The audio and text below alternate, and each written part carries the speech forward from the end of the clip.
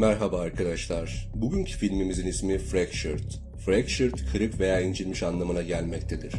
Filmimizin başlangıcında arabayla seyahat eden Ray, Joe ve Perry ailesi kendi aralarında tartışmaya başlarlar. Bir süre tartışan Ray ve eşi kızlarının sayesinde sakinleşirler. Aradan birkaç dakika geçtikten sonra Ray, yol kenarındaki bir marketin önünde durur. Joe ve kızı Perry tuvalete giderler. Ray ise markete girip birkaç tane içecek alır. Arabaya geri döndüklerinde Perry oyuncağını kaybolduğunu söyler. Joe ise kızının oyuncağını tuvalette düşürdüğünü sanarak kontrol etmeye gider. Ray ise oyuncağı arka koltukta arar. O esnada yalnız olan kızları Perry inşaat alanının demirlerine takılmış bir balon görür ve oraya doğru ilerler. Daha sonrasında o alanda bulunan bir köpek Perry'ye doğru yaklaşır. Köpek Perry'nin üzerine ilerledikçe Perry ise inşaat alanına sırtını vererek adım adım geri ilerlemeye başlar. Perry köşeye sıkıştığını fark edince "baba" diyerek bağırır. Babası Ray kızının bir köpek ile başı belada olduğunu fark edince hemen olaya müdahale ederek köpeği kovalamaya başlar. Perry ise o esnada kazılmış inşaat alanına düşmesine sadece bir adımı kalmıştır. Ray yerden almış olduğu bir taşı köpeğe fırlatır. Fakat o esnada kızı Perry bu durumdan ürkerek inşaat alanına düşer. Babası ise o düşerken onun peşinden atlayarak onu yakalamaya çalışır. Fakat başarılı olamaz. Bu yüzden kızı ve kendisi bir süre baygınlık geçirir. Aradan birkaç dakika geçer ve Ray kendine gelip uyanır. Ray uyandığı esnada Joe'nun Perry'nin başında ağladığını görür. Joe kızını hastaneye götürmek için Ray'in yanına giderek onu hastaneye götürmeliyiz der. Fakat Ray o esnada şok geçirmektedir. Yani donup kalmıştır. Joe onu ısrarla kendisine gelmesini söyler. Ray ise onu ittirir ve birkaç saniyeliğine gözlerini kapatır. Daha sonrasında "baba" diyerek bir ses gelir. Ray şoktan çıkarak hemen kızı ve eşinin yanına koşar. Kızı şu anda iyi durumdadır fakat kolu incinmiştir. Ray kızını kucağına alıp arabaya bindirir ve hemen hastaneye giderler. Hastaneye vardıklarında Ray kızına acil bakılmasını söyler. Fakat görevli ona sakin olmasını ve sırası geldiğinde bakılacağını söyler. Joe sıra beklemek istemez ve Ray'e bir şeyler yapmasını söyler. Ray ise "ne yapayım, kalkıp hastaneyi mi dağıtayım" der. Joe bu söze karşılık "evet, tam olarak bunu yapmanı istiyorum" der. O esnada Ray tüm hastanedeki insanların garip şekilde kendisine baktığını fark eder. Ray daha sonrasında ayağa kalkar, hastanedeki görevliler ile tartışmaya başlar.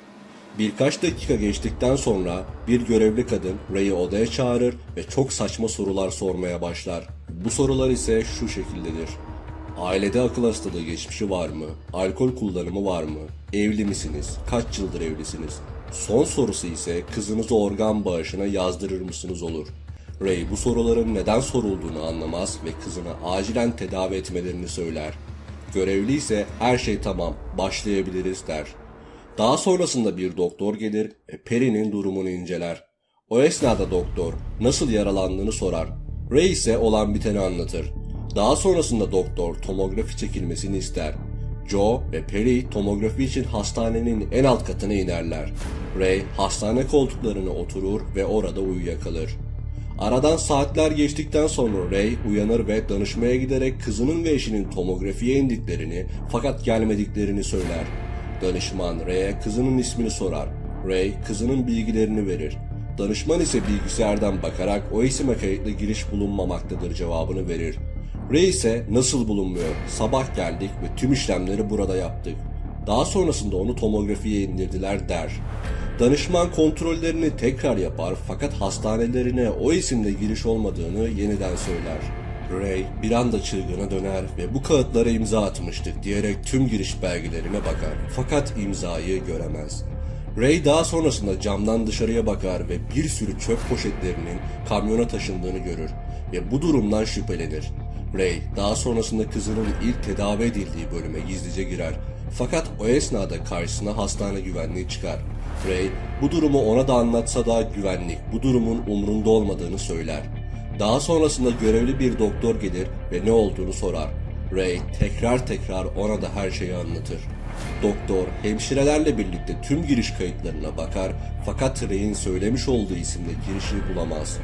Ray iyice deliye dönerek "eşim ve çocuğumu nereye götürdünüz" diyerek doktorlara saldırmaya başlar. Bir hemşire ise ona sakinleştirici iğne vurur ve Ray'i bir odaya kilitlerler. Ray, sakinleştirici ilacın etkisini almış olsa da dolaptan bulduğu adrenalin iğnelerini bacağına batırarak ayılmaya çalışır.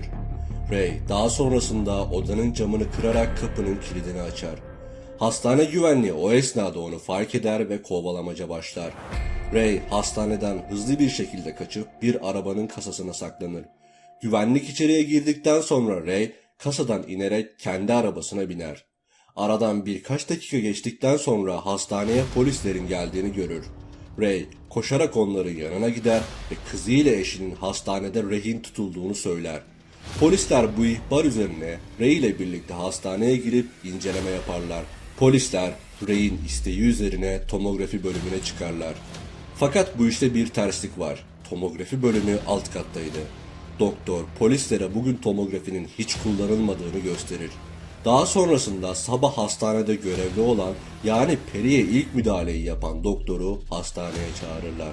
Doktor hastaneye geldiğinde polisler Ray'i tanıyıp tanımadığını sorarlar. Doktor ise bugün erken saatlerde buradaydı der. Polisler ise peki nasıl bir durumdaydı der. Doktor ise Ray bir araba kazası geçirdiğini söyledi. Diğer doktorlar ise kendisine bakmamı önerdiler. Ben de ona baktım ve tomografi teklifinde bulundum. Fakat o bunu reddetti. Lobiye dönüp eşi Abby ile bir süre oturdular der. Polis ise eşinizin ismi Joe dediğini hatırlıyorum. Bu durumda Abby kim oluyor der. Ray ise Abby benim eski eşim. O hayatını kaybetti. Şu anki karım ve kızım ile alakası yok der. Polisler ise hastane kameralarını incelemek isterler. Hep birlikte kayıt bölümüne inerler ve sabahki görüntülere bakarlar. Fakat hastanede sadece Ray'in koltukta oturduğunu görürler. Ray ise eşim ve kızım yan koltuktaydı. Oraya çeken kamera olması lazım der. Doktorlar Ray'in kafasının karışık olduğunu düşünerek ona yardımcı olması için bir psikolog getirirler. Psikolog Ray'e bazı sorular sorar. Psikolog neden tüm doktorlara giriş esnasında Abby'in ismini verdin der. Ray ise ağlayarak Abby benim eski eşim. Durumun onunla alakası yok. Neden anlamıyorsunuz der.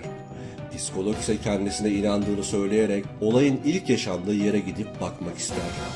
Daha sonrasında polisler, psikolog ve birkaç tane daha doktor Perry'in inşaata düştüğü yere giderler.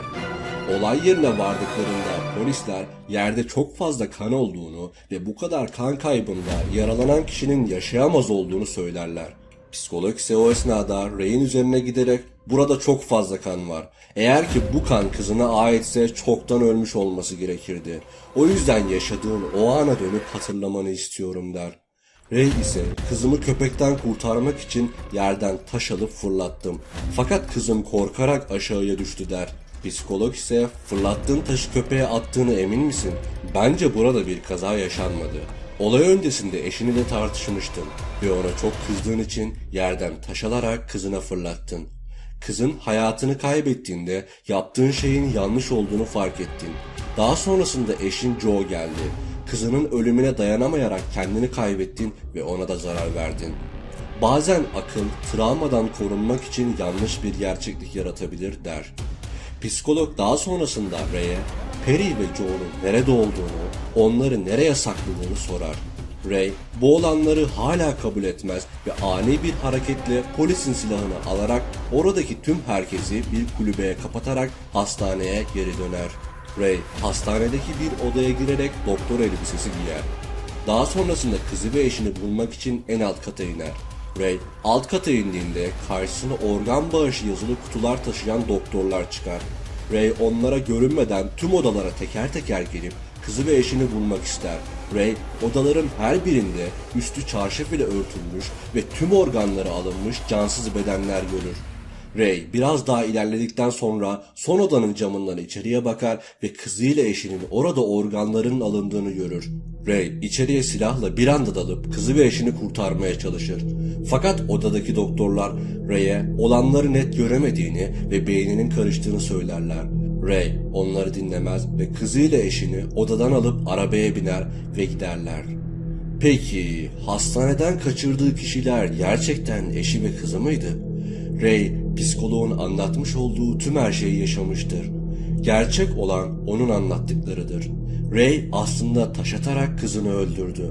Daha sonrasında eşi geldiğinde onu da iktirip kafasını inşaattaki demirlerin batmasını sağladı.